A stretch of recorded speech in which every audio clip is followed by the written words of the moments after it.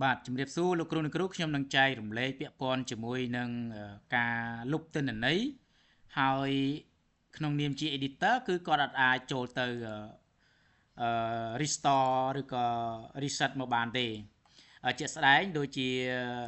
ទិន្នន័យ email នេះមួយបាទនេះទិន្នន័យ email នេះមួយគឺ Kentera នេះគាត់បានច្រឡំដៃលុបបាទគាត់ច្រឡំដៃលុបទិន្នន័យណាបាទអញ្ចឹងខ្ញុំនឹងឧទាហរណ៍ពាក់ព័ន្ធនឹងការគាត់ច្រឡំលុប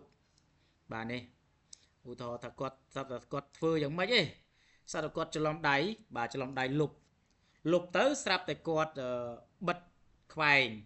បាទខ្វែងហើយគាត់បើកមកវិញស្រាប់តែបើកមកវិញស្រាប់តែអត់ឃើញមានទិន្នន័យទេអញ្ចឹងលោកគ្រូអ្នកគ្រូដែលជា editor ហ្នឹងគាត់ត្រូវដឹងថា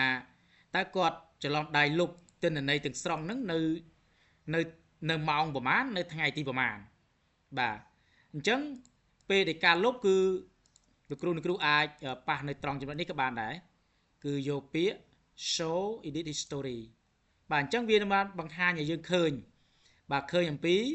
ការលុបនៅថ្ងៃទី11 November បាទនៅម៉ោងបាទ5:15នាទីបាទប៉ុន្តែយើងអាចសង្គ្រោះវាមកវិញបានទេបាទសង្គ្រោះវិញមកវិញបានទេអញ្ចឹងលោកគ្រូត្រូវតែតាក់ទងទៅកាន់ owner បាទនេះបាទម្ចាស់គណនី email នេះបាទទៅកាន់គាត់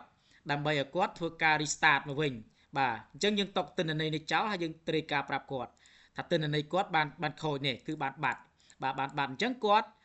ត្រូវធ្វើការដោះស្រាយចូលទៅដោះស្រាយមកវិញប៉ុន្តែការដោះស្រាយនេះកន្លែងខ្ញុំសូបង្ហាញនេះគឺ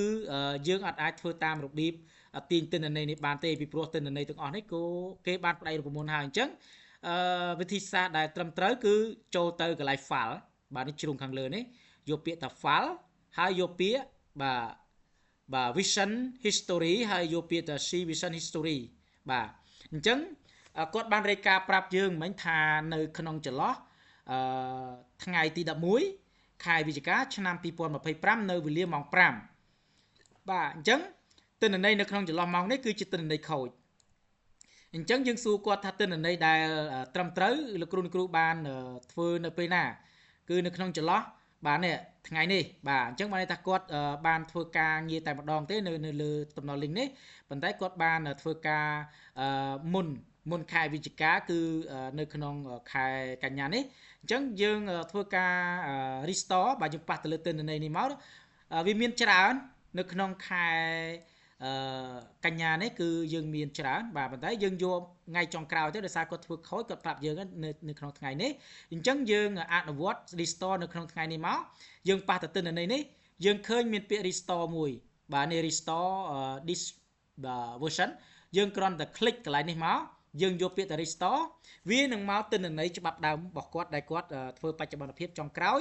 មុននឹងទិន្នន័យគាត់ខូចអញ្ចឹង load មកហើយអញ្ចឹង load មកយើងទៅមើលទិន្នន័យរបស់គាត់នៅត្រង់នេះគឺវាលូតមកវិញហើយបាទនេះគឺវាលូតមកវិញហើយបាទអញ្ចឹងវិធីសង្គ្រោះគឺប្រសិនបើយើងមិនមែនជា owner យើងជា admin editor យើងត្រូវតាក់ទងទៅកាន់ owner ដើម្បីឲ្យគាត់ចូលរួមធ្វើការដោះស្រាយទិន្នន័យនោះមកទំព័រដើមមុននឹងការបរិច្ឆេទលោកគ្រូធ្វើខូចទិន្នន័យបាទខ្ញុំសូមបញ្ជាក់ខ្លីជូនប៉ុណ្្នឹងបាទសូមអរគុណ